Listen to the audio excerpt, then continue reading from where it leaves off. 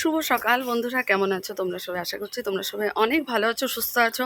আমিও ভালো আছি।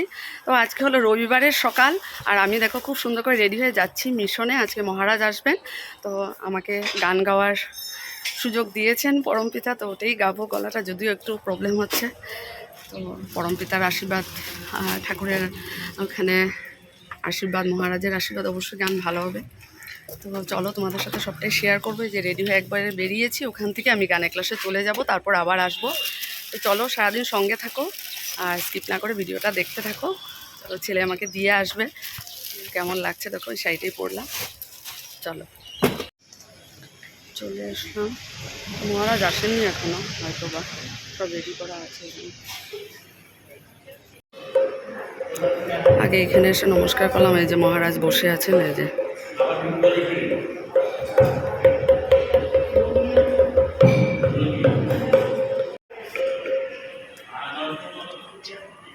মহারাজ এখানেই বসে আছেন, কারণ সবাই এখনও আসেনি, যার জন্য শুরু হয়নি এখনও, এখন হবে। আমি এখানে একটু প্রণাম করে নিলাম। চলো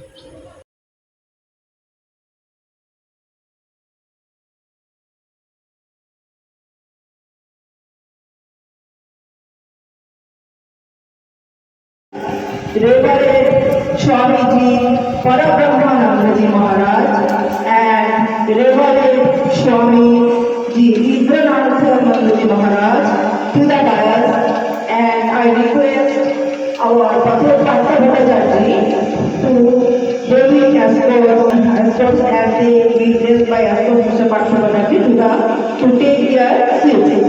I request Krishnaya Te Namah Janani Sharda Devi Rama Krishna Jagadguru Pada Padme Taroshri.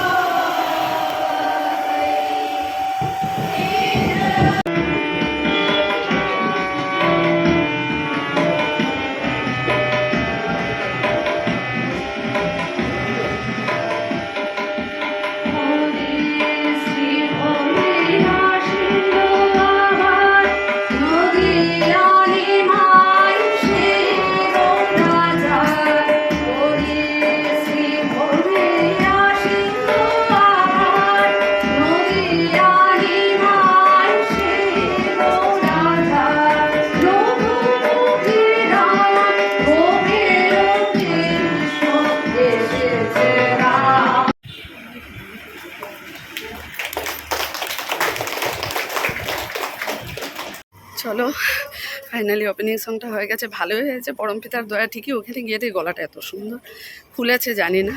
এখন যাচ্ছি গানের ক্লাসে, ক্লাস করে আবার আসবো। আবার সাদা মায়ের একটা গান আমার আছে। চলো ক্লাস শেষ করলাম, এখন 11:25, এখন আবার যাব মিশনে। হয়ে গেল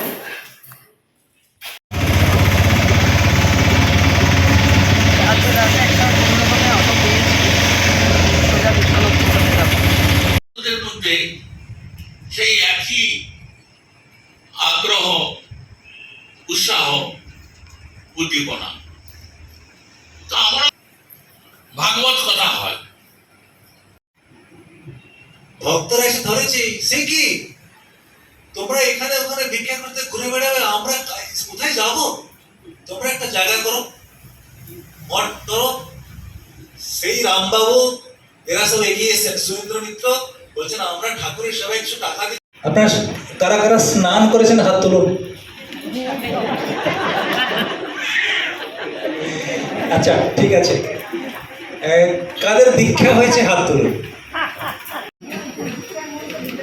মন্ত্র ভুলে গেছেন, কি দীক্ষা নিয়েছিলাম? কেউ তুলবে না, অন্তত পাবলিক তো তুলবে না। না ঠিক আছে, না ভোলাটাই যদি সেটা গোল, তাহলে নিজের জন্য নিজের একটা তালি দিই। খুব ভালো। এখন আমার প্রশ্ন শেষ হলো, আপনাদের প্রশ্ন উত্তর প্রথমে মহারাজ দেবেন, যদি আমার কাছ থেকে আমি অ্যাড করবো। সুতরাং সেটা থেকে, এবং সেটা ওই আমাদের ভগবান শ্রীরামকৃষ্ণদেব বলছেন নিত্য অনিত্য বিচার করতে হবে। যেটা নিয়ে আমরা করবো যে আমি আমার মন যে কারণটা চঞ্চল হচ্ছে, সুতরাং সেই চঞ্চলের কারণটাকে আমাকে নিজেকেই সেটা অভ্যেস করতে হবে এবং মনে মনে তার অনিত্যতা বিচার করে ত্যাগ করতে হবে। আর মানস চঞ্চল রাত্র দিনে গুরুদেব দয়া করো দিনজনে, দুটোর জিনিসটাই একই ধরন, এক একজনের কাছে এক এক রকম সেটা হয়। শুধু একই যেমন কি ভগবান আমাদের বেদে আছে সর্বং খলিদং ব্রহ্ম, একই ব্রহ্ম নানা রূপে। ধরুন আকাশের সূর্য, সেটা যদি আপনি একটা জলের পাত্রে রাখেন এক ধরনের হবে, আবার অন্য ধরনের একটা আধার, সেই আধারের উপরে এক একজন এক এক অধিকারীর জন্য ভগবান বিভিন্ন রূপে বিভিন্ন লোকের কাছে সেটা প্রতিভাত হয়, যার যাকে প্রচন্ড, কিন্তু আলটিমেটলি সেই একই জিনিস। স্বামী অতুতেচ্ছানন্দ মহারাজজি তার সভাপতির ভাষণে আমাদেরকে বিভিন্ন সাইড থেকে, বিভিন্ন অ্যাঙ্গেল থেকে যে উপদেশমূলক এবং আমাদের নিজের শরণাগতোহং শরণাগতোহং শরণ্যে প্রভু শরণাগতোহং শরণাগতোহং শরণ্যে। জয় জয় রাম কৃষ্ণ শরণ রাম কৃষ্ণ শরণ রাম কৃষ্ণ শরণং শরণ্যে। জয় জয় রাম কৃষ্ণ শরণং রাম কৃষ্ণ শরণং রাম কৃষ্ণ শরণং শরণ্যে।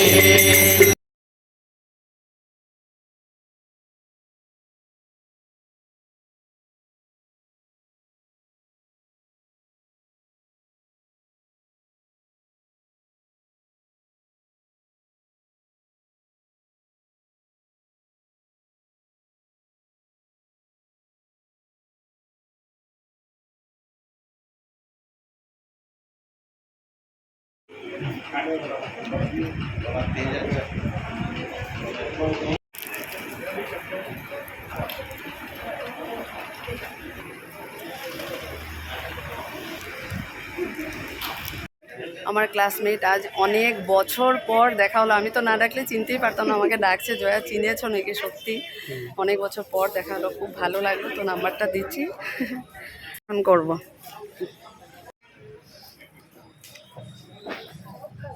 বাদর যে লিচু দেখো,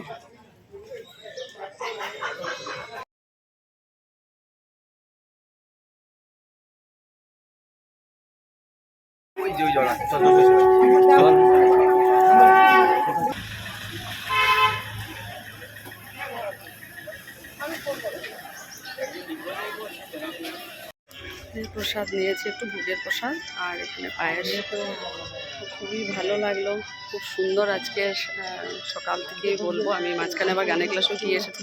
খুব ভালো লাগলো, এত ভালো কি বলবো। এটা সত্যি মহারাজের কথা শুনতে পারলাম, ধর্ম কথা, অনেক কিছু। আমার গান গাইতে পারলাম ওনাদের সামনে, এটা অনেক বড় পাওয়া, ঠাকুরের দয়া। যাই হোক, প্রসাদও নিয়েছি। তারপর এই রামকৃষ্ণ শরণ এটা দিয়ে শেষ হলো, খুব ভালো লাগলো। চলো এখন বাড়ি যাব। টিপটিপ বৃষ্টি পড়ছে, খুব সুন্দর আজকের ওয়েদারটা ছিল, না খুব রোদ না বৃষ্টি।